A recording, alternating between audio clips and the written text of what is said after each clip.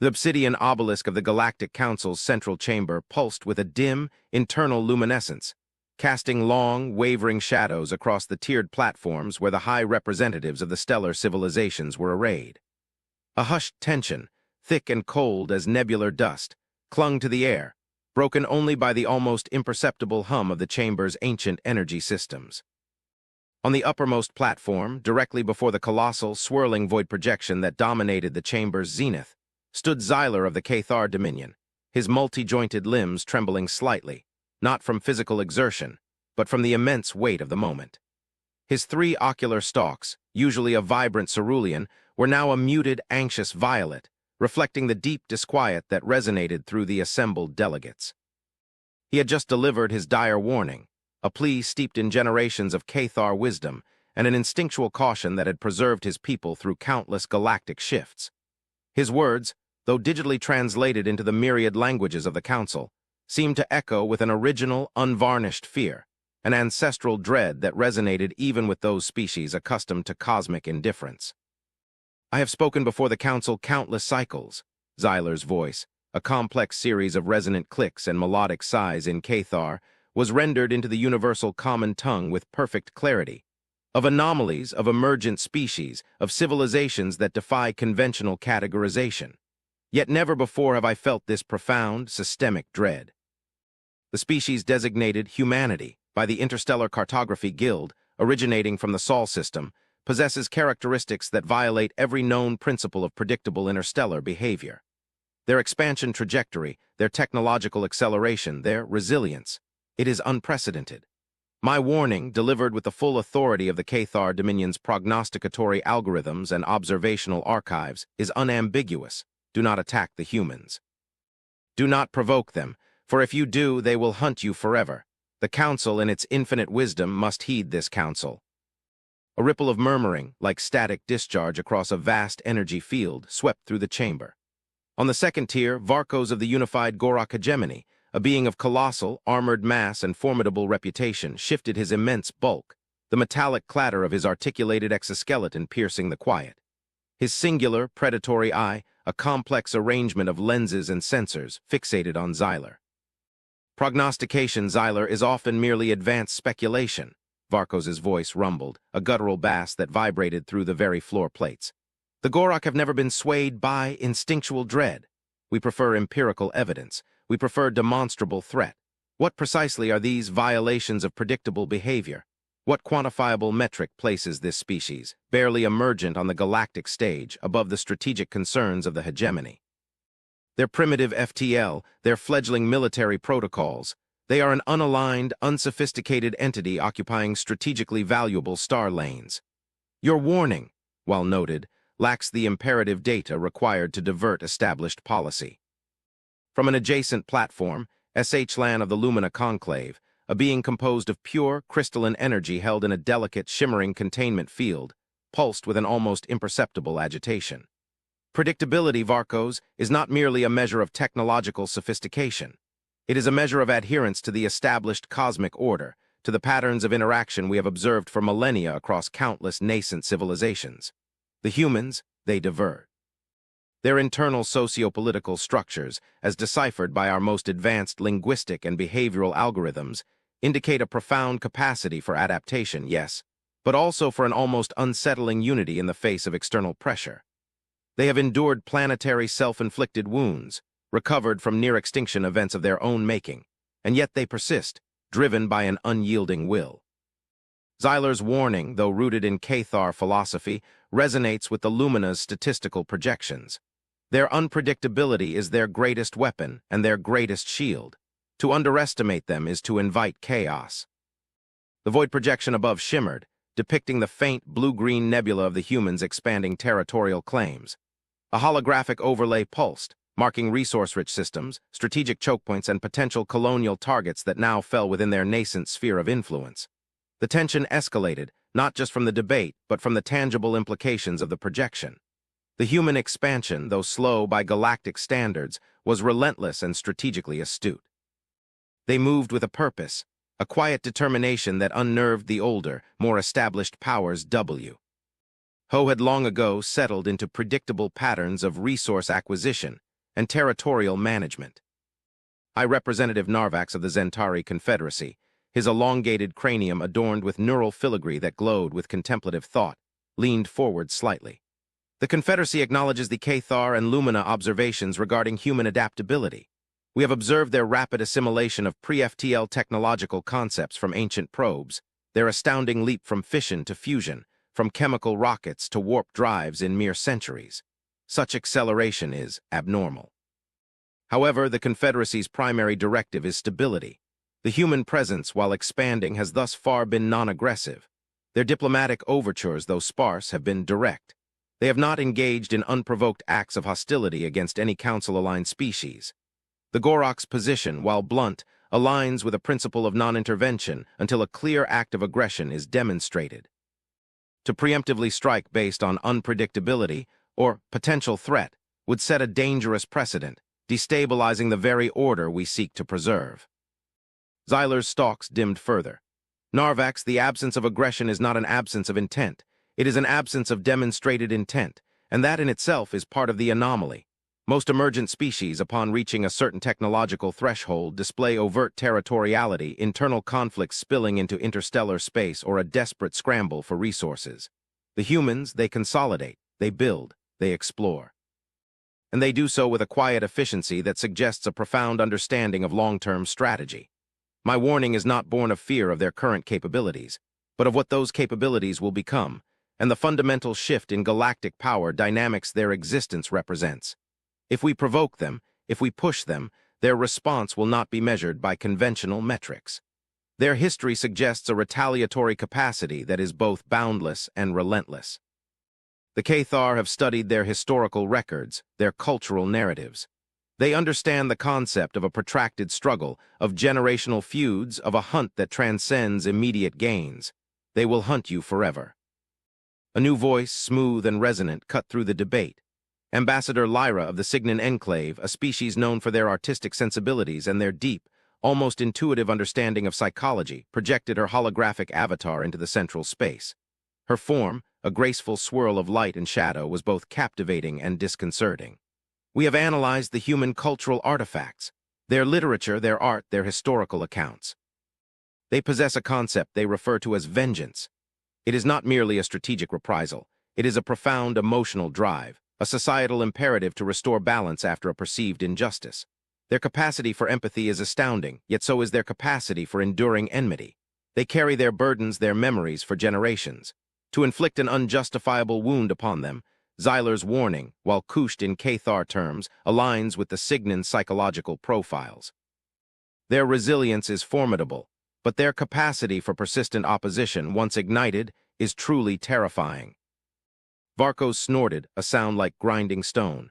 Emotional drives are a weakness, Ambassador. They cloud judgment. They lead to irrationality. The Gorok hegemony operates on logic, on resource allocation, on strategic advantage. The Sol system and its adjacent sectors contain Class 4 and Class 5 mineral deposits, strategically vital for our next phase of industrial expansion. The humans are present there. They are, at best, a minor inconvenience, at worst, an impediment. We have deployed reconnaissance fleets, as is our right. Their primitive patrol craft have attempted to intercept. We have ignored them. Soon, we will move to secure these resources. This council's incessant debate over unpredictability and emotional drives risks paralysis in the face of clear opportunity. A tremor went through the chamber, a sudden, sharp jolt that was not physical but psychic. The void projection above flickered, then stabilized, displaying a new, urgent feed. It was a live tactical readout, emanating from the very star system Varkos had just mentioned. A Gorok hegemony scout fleet, comprising several capital-class destroyers and numerous escort vessels, was engaging human defense platforms. The Gorok ships, with their heavy armor and plasma cannons, seemed to be making short work of the smaller, less overtly militarized human vessels. But as the Council watched, a new, unexpected element materialized. Not a fleet, not a tactical deployment, but an energy signature, immense and utterly unknown, blooming behind the human defensive line. "What is that?" Narvax's voice, usually calm, held a note of genuine alarm. The Zentari Conf. Ederacy's sensors, more advanced than any other present, struggled to categorize the energy output.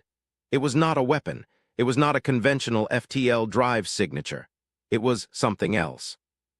The void projection zoomed, focusing on the point of emergence.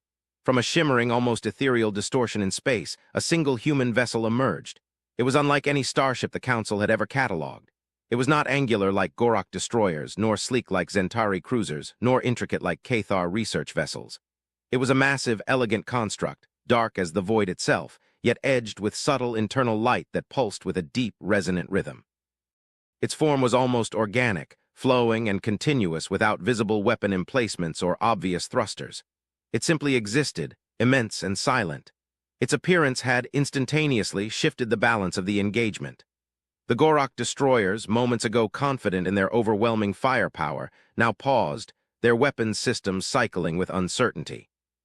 "It is designated the Sol Invictus." S.H. Land's voice was barely a whisper, a crystalline chime of awe and fear. "Our deep space probes detected its construction in a secluded nebula. We estimated its completion to be at least 2 more cycles. Its capabilities are unknown." The Sol Invictus did not fire. It did not overtly move. It merely hung there, a silent behemoth. But its presence alone seemed to generate a palpable pressure that radiated outwards, affecting not just the Gorok ships but even the remote sensors of the Council chamber. Then a single clear communication burst propagated through the tactical channel, overriding all other frequencies. It was in the universal common tongue, spoken with perfect clarity, a calm, resonant male voice. "This is human command aboard the vessel Sol Invictus. To the Gorok hegemony forces engaging our sovereign territory, you are in violation of established interstellar law. Your unprovoked aggression will not be tolerated. You have precisely 60 standard galactic seconds to disengage and withdraw to a distance of 1 parsec. Failure to comply will be considered an act of war. This is your only warning." Varkos surged forward in his seat, his massive frame radiating indignation. 60 seconds? This is an insult. Their primitive vessels are already retreating. We have tactical superiority. This anomaly cannot possibly withstand our concentrated fire.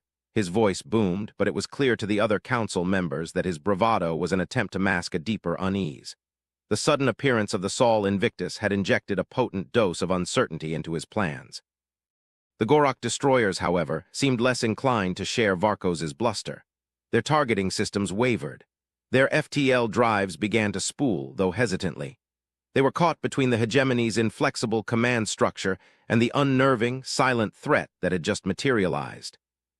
As the 60-second countdown, projected visually for all Gorok pilots, ticked down to 0, the Sol Invictus remained motionless. The Gorok destroyers hesitated for a critical moment, then with a burst of their main thrusters began to peel away, turning their bows towards deep space. But they were not fast enough. Just as the final second elapsed before a single Gorok vessel could breach the 1 parsec threshold, the Sol Invictus acted. Not with a weapon, not with a burst of plasma or a concentrated energy beam. Instead, a wave of pure kinetic force emanated from its form, expanding outward at an inconceivable speed. It did not tear through the Gorok vessels, did not explode them into shrapnel. Instead, it impacted them with the subtlety of a perfectly aimed hammer blow. The Gorok ships, massive and heavily armored, shuddered violently. Their shields flickered, then collapsed. Their internal systems went dark. Their engines sputtered, then died. Not destroyed, but utterly disabled. They drifted in space, helpless and inert, their hulking forms now silent monuments to an ignored warning. The debris of the smaller human defense craft, moments ago scattered by Gorok fire, now drifted slowly back into coherent patterns, seemingly drawn by an unseen force towards their disabled adversaries. A gasp and almost collective exhalation of pure shock echoed through the council chamber. Varkos, his formidable posture now visibly deflated, slumped in his seat, his single eye fixed on the projection. The Zentari Confederacy's neural filigree pulsed wildly, attempting to process the impossible data. The Cathar and Lumina exchanged silent, profound glances. The calm human voice resonated once more, its tone still utterly devoid of malice, yet now imbued with an undeniable, chilling authority. "To the Gorok hegemony, your vessels have been disabled. They are now considered impounded. Our engineering teams will assess their integrity and their operational logs. Your crews will be interned in secure humanitaria and facilities pending diplomatic resolution. Understand this, we do not seek conflict. We seek only peaceful coexistence and respect for sovereign borders, but we will defend ourselves, and we will ensure that such transgressions are met with an unwavering response. This incident serves as a clear precedent. This is our territory. This is our warning." The channel then went silent. The Sol Invictus remained motionless, a beacon of silent power, while human recovery vessels, small and swift, began the systematic process of securing the disabled Gorok fleet. Narvax, after a long, stunned silence, finally spoke, his voice hushed. The Cathar were correct. The Lumina were correct. They're their method of engagement. It is not designed to destroy but to neutralize, to demonstrate overwhelming superiority without annihilating. It is a calculated, terrifying display of power and control. They did not attack the Gorok hegemony. They disarmed it, and they captured its fleet. They did not hunt them, not yet, but they delivered an irrefutable message. Xyler's stalks now glowed with a faint internal satisfaction, tinged with continued dread. This is but a glimpse, Narvax, a prelude, their restraint, their measured response. It is not born of weakness, but of a terrifying strength. They could have annihilated those vessels. They chose not to. They chose to demonstrate absolute control and to set a precedent, a permanent, unforgettable precedent. And the Gorok, having ignored the warning, now face a consequence far more profound than mere tactical defeat. Lyra, the Signan ambassador, her holographic form shifting with a subtle, reflective glow, added, "Their vengeance is not always an act of destruction. Sometimes it is an act of profound, inescapable consequence. They have taken the Gorok's tools of war. They have interned their warriors. They have demonstrated unequivocally that transgression against them will be met with a response that is both strategic and deeply ethical, yet fundamentally devastating to the aggressor's capacity for continued belligerence. They are not merely powerful. They are precise and patient." The council chamber remained silent for a long, heavy moment, the magnitude of what had just occurred settling like a shroud over every delegate. The Gorok hegemony, a major galactic power, had been neutralized by a single, previously unknown human vessel, and the humans had done so with a calm, almost surgical precision, upholding a stated ethical framework even in the act of overwhelming reprisal. The warning, "Do not attack the humans, they will hunt you forever," now resonated with a chilling new interpretation. The hunt might not be one of destruction, but of relentless, ethical, and strategically devastating consequence. Weeks bled into cycles, and the Galactic Council found itself in an unprecedented state of diplomatic paralysis, centered entirely around the captured Gorok fleet. The humans, true to their word, had meticulously analyzed every system aboard the disabled Gorok destroyers and escorts. Their engineering teams, working with an efficiency that bordered on the miraculous, had not only repaired the vessels, but had also upgraded their FTL drives, weapon systems, and shield generators, bringing them to a level of technological sophistication that exceeded even the most advanced Zentari designs. The Gorok crews, held in comfortable but secure human facilities, were treated with meticulous care, their needs met, their cultural specificities respected. Daily reports, transmitted directly to the Council, detailed their treatment, dietary requirements met, recreational opportunities provided, even access to limited personal communication channels. It was a bizarre, almost surreal situation. The aggressors were being treated as honored guests, yet their entire fleet remained firmly in human possession. Varkos of the Gorok hegemony, his position within the Council utterly undermined, found himself forced into a series of increasingly humiliating diplomatic exchanges. Human representatives, projecting into the Council chamber from a secure, undisclosed location within their territory, maintained a posture of unwavering calm and professional courtesy. Their principal diplomat, a human designated Ambassador Anya Sharma, possessed a quiet dignity and an intellect that belied her species' relative youth. Her voice, calm and measured, was now a familiar presence within the Council's debates.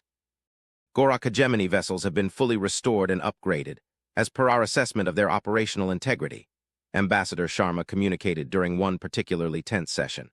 Their crews have been deemed compliant with our internment protocols and have expressed no distress.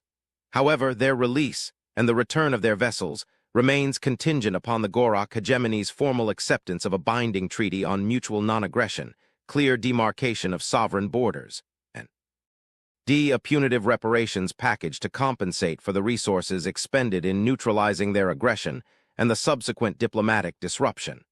We require concrete assurances that such unprovoked incursions will not occur again. We do not demand capitulation. We demand adherence to universal principles of interspecies conduct. Varkos roared, a sound of frustrated fury. Reparations, for our own ships, you hold our fleet, you hold our warriors, and you demand payment for your act of piracy. This is unprecedented. This is extortion. Ambassador Sharma's expression remained unperturbed. With respect, High Representative Varkos, your forces initiated an unprovoked act of aggression against our sovereign territory. We responded with measured, non-lethal force to neutralize that threat. Our actions were defensive, proportionate, and demonstrably effective. The expenditure of resources, both material and diplomatic, to rectify your transgression is quantifiable. Our demand for reparations is not an act of extortion, but a restoration of balance, a fundamental principle of justice. Consider it a fee for the comprehensive upgrade and restoration of your fleet, High Representative, and a deterrent for future miscalculation. The Cathar Dominion and Lumina Conclave have provided independent assessments of the technological enhancements we have applied to your vessels. They can confirm the substantial increase in their operational capabilities. Indeed, the Cathar and Lumina had done so. Their reports, presented to the Council, confirmed that the Gorok fleet, once returned, would be significantly more powerful than before, a paradox that simultaneously enraged and fascinated the other Council members. The humans had effectively disarmed and then upgraded their aggressors, transforming their instruments of war into more potent versions, all while demanding recompense for the act. It was a strategy utterly alien to the Council's long-standing traditions of punitive destruction or forced annexation. Xyler of the Cathar Dominion observed Varkos' sputtering rage with a profound, almost philosophical sadness. The humans, High Representative Varkos, do not merely seek to punish, they seek to modify behavior. They seek to enforce a new paradigm of interstellar interaction. Their hunt, as I warned, is not merely for the fleeing aggressor. It is for the underlying motivations, for the very capacity for aggression itself. They are reshaping the galactic landscape, not with brute force, but with a nuanced, ethical, and utterly effective application of their power. You are not merely losing a diplomatic skirmish, you are being educated. Lyra, the Signan ambassador, added, their psychological profiles indicate a deep-seated belief in the potential for all sentient life to evolve, to learn, to adapt, even after acts of aggression. Their justice incorporates an element of transformative intent. They are not merely holding your fleet. They are demonstrating a superior method of conflict resolution, one that leaves the aggressor with a profoundly difficult choice. Either adapt and accept their terms, or remain perpetually disarmed and outmaneuvered, unable to recover your assets and unwilling to face the consequences of a direct, renewed confrontation with a species that clearly understands how to render you irrelevant without destroying you. The debate raged for many more cycles. Varkos, under immense pressure from his own hegemony and facing internal dissent from factions who recognized the strategic implications of the human stance, eventually capitulated. The Gorok hegemony signed the treaty, agreed to the border demarcations, and reluctantly initiated the reparations payments. In return, the humans, with the same calm professionalism, returned the upgraded Gorok fleet and its now bewildered, but well-fed, crews. The diplomatic resolution, a new frontier in interstellar relations, left an indelible mark on the Council. The humans had, without firing a single lethal shot, asserted their dominance and redefined the meaning of deterrence. The incident with the Gorok hegemony became a pivotal moment. The Council, no longer viewing humanity as merely an emergent threat or an unpredictable anomaly, now recognized them as a formidable, if enigmatic, power. Their calm demeanor, their logical arguments, and their utterly unexpected methods of warfare and diplomacy had shifted the galactic perception of their species. The initial underestimation had given way to a cautious respect, tinged with a persistent, lingering unease. It was during this period of uneasy peace that a new crisis emerged, one that transcended local territorial disputes and threatened the very fabric of the galactic order. Deep within the Sagittarius A** exclusion zone, a region of space long considered uninhabitable due to extreme radiation and gravitational anomalies surrounding the supermassive black hole at the galactic core, a signal had been detected. It was ancient, structured, and emanating from a source so powerful it defied conventional astronomical models. The signal was not a communication in any language known to the Council. It was a complex, interlocking series of gravitic pulses, dark matter fluctuations, and quantum entanglement patterns that suggested an intelligence of staggering, almost incomprehensible antiquity and power. The Zentari Confederacy, with their unparalleled observational capabilities, were the first to decipher its initial layers. Narvax of the Zentari Confederacy, his neural filigree now glowing with an urgent, almost frantic energy, presented the findings to the council. The void projection displayed a complex geometric pattern woven from the deciphered signal. "This is not merely a message," Narvax's voice was strained. "It is a warning. The source appears to be an artificial construct, a megastructure of unimaginable scale buried deep within the accretion disk of Sagittarius A. Its purpose appears to be a containment field, and the signal, it is a cry for assistance, or perhaps a desperate plea for recognition of a profound cosmic threat." The implications were catastrophic. For millennia, the Council had assumed the Sagittarius A** exclusion zone was a naturally hostile region, devoid of intelligent life. The discovery of an ancient, artificial megastructure, designed for containment, and now emitting a warning signal, suggested a threat on a scale that dwarfed any interspecies conflict. Panic, raw and unadulterated, began to seep into the council chamber. The Gorak hegemony, now chastened and quiet, seemed insignificant in the face of this cosmic mystery. The Lumina conclave's light pulses dimmed, their crystalline forms flickering with trepidation. Even the Cathar, with their deep reservoirs of caution, appeared shaken. "What kind of threat requires a megastructure within Sagittarius A to contain it?" Lyra whispered, her holographic form dissolving and reforming with agitation. "The energies, the gravitational forces, it defies logic. What could possibly exist there?" The humans, through Ambassador Sharma, offered their perspective. "Our astrogational and theoretical physics divisions have been analyzing the signal since its initial detection. We concur with the Zentari assessment. It is a containment field, and it is failing. The specific patterns within the signal suggest a destabilization caused by a resonance cascade, possibly from external forces or internal decay. The contained entity, its nature, is currently unknown, but its power must be immense. Our computational models are struggling to reconcile the data. However, we have also identified a potential pathway to the source, a gravitational eddy within the accretion disk that could, theoretically, allow a vessel to approach the megastructure without being torn apart." A stunned silence followed. To even consider approaching Sagittarius A was considered suicidal by every known species. The gravitational forces, the radiation, the exotic matter formations, it was a cosmic maw that devoured all. Varkos, his usual bluster replaced by a deep primal fear, scoffed. "Approach? That is madness. No vessel, no matter how advanced, can navigate that region. It is a death trap." Ambassador Sharma's calm voice cut through his fear. "Our simulations indicate a 12.7% probability of mission success, assuming optimal trajectory and a vessel equipped with experimental gravimetric dampeners and a quantum entanglement drive. We have such a vessel, the Sol Invictus, and we are preparing to send a research team." Another wave of shock rippled through the council. The humans were proposing to send their flagship, the vessel that had so effortlessly neutralized the Gorak fleet, into the heart of the galactic supermassive black hole. It was an act of bravery or folly that no other species would even contemplate. "A 12.7% probability is not a mission, Ambassador," Narvax stated, his voice tight with concern. "It is a suicide run. The Zentari cannot authorize such a reckless endeavor. The loss of the Sol Invictus and its crew would be an unacceptable blow to galactic stability." "With respect, High Representative," Ambassador Sharma replied, her gaze unwavering. "The potential consequences of this containment field failing are infinitely greater than the loss of a single vessel. Our computational models indicate that if the contained entity is released, the immediate ramifications could extend across hundreds of parsecs, destabilizing star systems and potentially rendering vast regions of the galaxy uninhabitable. Our species possesses a cultural imperative. When faced with a threat of cosmic scale, we do not stand idle. We act. Our crew has volunteered, fully informed of the risks. This is not recklessness. It is a calculated gamble, undertaken with the highest sense of responsibility." Xyler, his ocular stalks now glowing with a profound, almost reverent. T-Light spoke with a renewed certainty.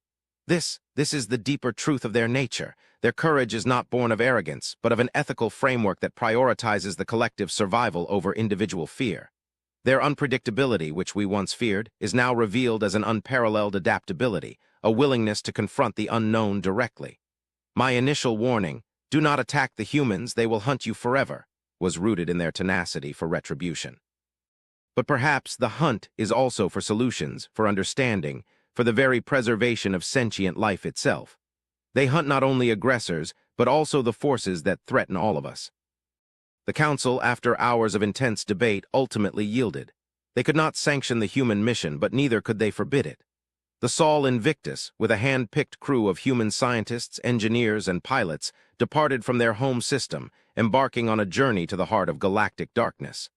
The entire galaxy watched, holding its collective breath. The journey of the Sol Invictus into the Sagittarius A** exclusion zone was a testament to human ingenuity and sheer willpower.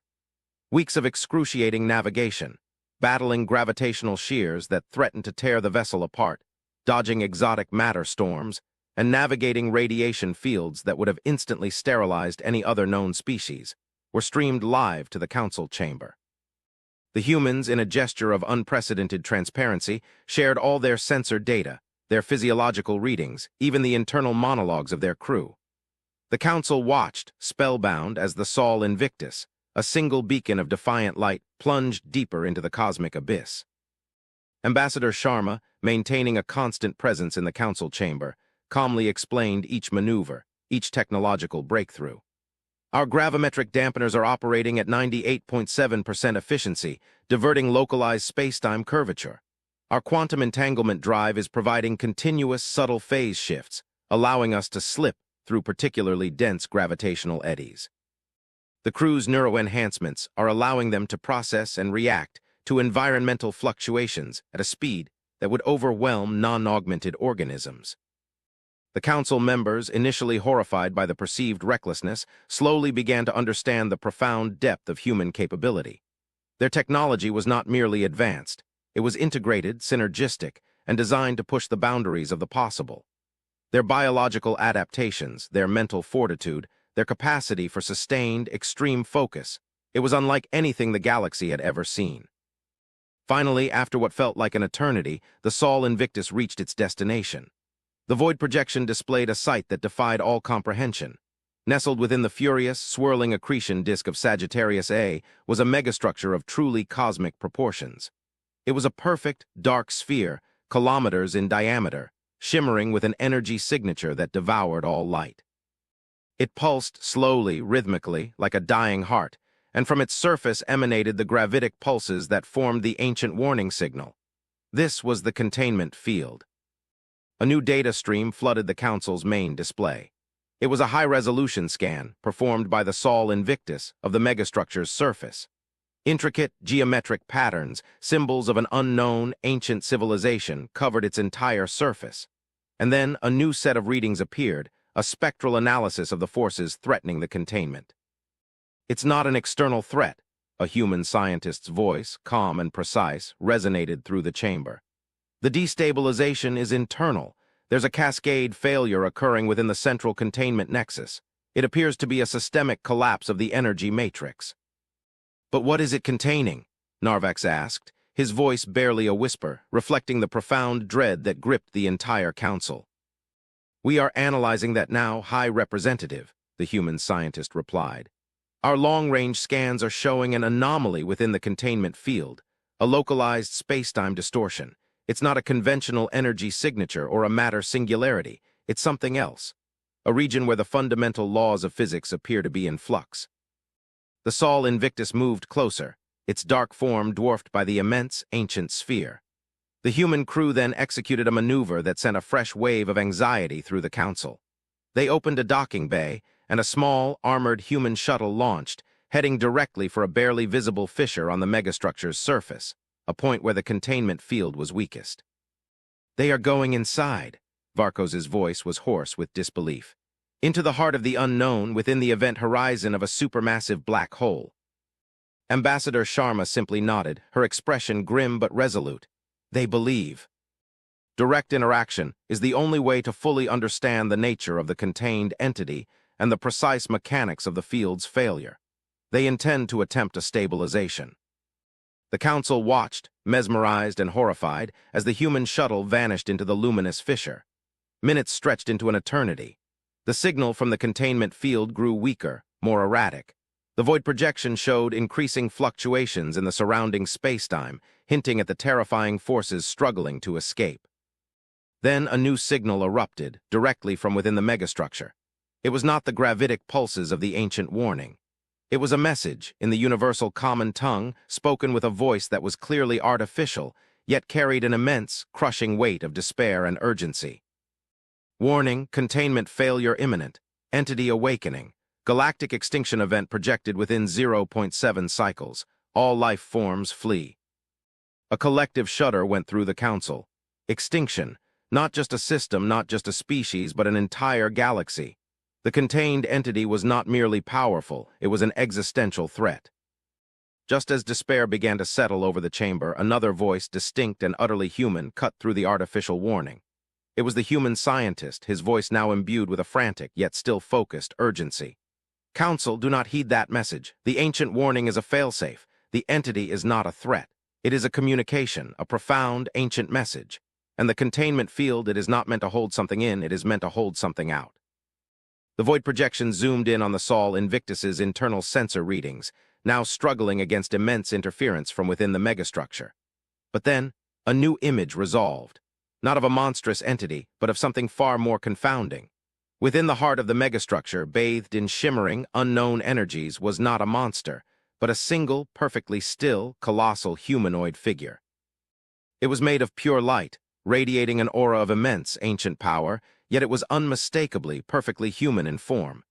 It stood within a crystalline chamber, seemingly meditating, while around it, geometric patterns of light and energy pulsed and flickered. It is a progenitor being, the human scientist's voice was filled with awe. An ancient human ancestor, and the containment field, it is a shield. It is protecting us from something else beyond the galaxy, and the entity awakening message, that's not a warning of its awakening. It's a warning of the field's failure and the subsequent exposure to the external threat it was designed to block. The profound reversal of understanding struck the council with the force of a cosmic hammer blow. The entity they had feared was not an aggressor, but a protector, and that protector was human, an ancient, powerful, possibly primeval human. Ambassador Sharma, her face now alight with a profound realization, addressed the council. Our species has always carried whispers of an ancient past, of progenitors who transcended the physical. We dismiss them as myth, but this is a testament to an ancestral legacy far greater than we ever imagined. The containment field is not failing due to an internal force. It is failing because the energy source it draws upon, possibly from the black hole itself, is decaying. The ancient human within. It has been maintaining this field for millennia, silently protecting this galaxy from an unimaginable external threat. The human crew aboard the shuttle, now broadcasting their live feed from within the megastructure, began to work with frantic precision. They were not attempting to stabilize the field. They were attempting to reboot it, to reactivate dormant power conduits, to tap into the black hole's true energy output. It was an audacious, desperate plan, requiring an understanding of physics and engineering that made the Gorok fleet incident seem like child's play. The ancient human figure within the crystalline chamber remained perfectly still, its luminous form radiating a silent, immense power. As the human crew, guided by their intricate knowledge and aided by their advanced tools, began to re-engage the megastructure's systems, the light around the ancient figure intensified. The geometrical patterns that shimmered around it began to pulse with renewed vigor. Then a single clear thought, not a voice but a direct neural imprint, flooded the minds of every sentient being in the council chamber, and indeed every being within the observable galactic network. It was ancient, vast, and imbued with an unimaginable weariness, yet also with a profound, almost aching relief. You have arrived, finally. The veil grows thin, the void hungers, protect what is left. The message faded, leaving an echoing silence in its wake. The megastructure, reinvigorated by the human's efforts, pulsed with a renewed, vibrant energy. The fissures on its sur. Face sealed, the gravitic pulses, the ancient warning, ceased. The contained entity, the ancient human progenitor, was once again maintaining its silent vigil, its shield re-established. The council chamber was utterly silent, save for the faint hum of the obelisk. Varkos of the Gorok hegemony stood trembling, his massive form reduced to insignificance by the magnitude of the revelation. Narvax of the Zentari Confederacy was awash in a cascade of neural light, his mind grappling with the impossible truth. Lyra, The Signan ambassador wept silently, her holographic form shimmering with profound emotion. Xyler, his ocular stalks now glowing with a brilliant, unwavering cerulean, finally broke the silence, his voice resonating with an almost prophetic certainty. The truth is revealed. We feared them, dismissed them, underestimated them. And all this time their ancestors, their very essence, were safeguarding our existence. My warning, do not attack the humans, they will hunt you forever. I now understand. They hunt for justice. They hunt for knowledge. They hunt for solutions. And they hunt for the very preservation of life itself. The hunt is not a weapon, it is a destiny. Ambassador Sharma, her voice trembling slightly, yet filled with an undeniable pride and a deep cosmic humility, addressed the council. We are but echoes of this ancient legacy. We did not know, but we understood the imperative of survival. We heard the cry for help, and we responded as our progenitors, it seems, have responded for eons.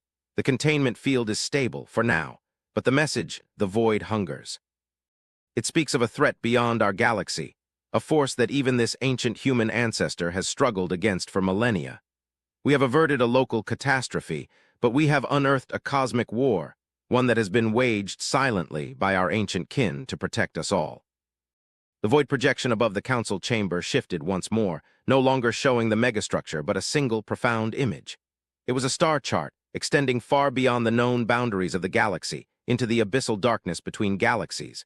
And there, faintly visible at the very edges of the observable universe, were patterns like faint distortions in the fabric of space-time itself. Not stars, not nebulae, but something vast, moving, and utterly inimical. The void. The council members looked at each other, their species, myriad differences now utterly meaningless in the face of this incomprehensible truth. The galactic conflicts, the territorial disputes, the fears of emergent species, all seemed trivial. Humanity, the young, unpredictable species, had not merely saved the galaxy from itself, but had revealed the silent, eternal war being fought on the cosmic frontier. The path ahead was clear, yet daunting. The humans, once perceived as a threat to be managed, were now recognized as a vital, indeed, a foundational element of galactic survival. Their unique blend of adaptability, resilience, ethical resolve, and profound courage, once dismissed or misunderstood, was now understood as precisely the qualities needed to face the impending cosmic darkness. The long, silent vigil of their progenitor, a beacon of light in the heart of the galaxy, had been revealed. And the humans, his distant descendants, now stood ready to take up the mantle, to continue the hunt, not just against aggressors, but against the existential threats that lurked in the abyssal darkness, forever protecting what was left. The Galactic Council, having ignored the initial warning to their peril, now looked to the humans, not with fear but with a profound and desperate hope. The hunt had truly begun.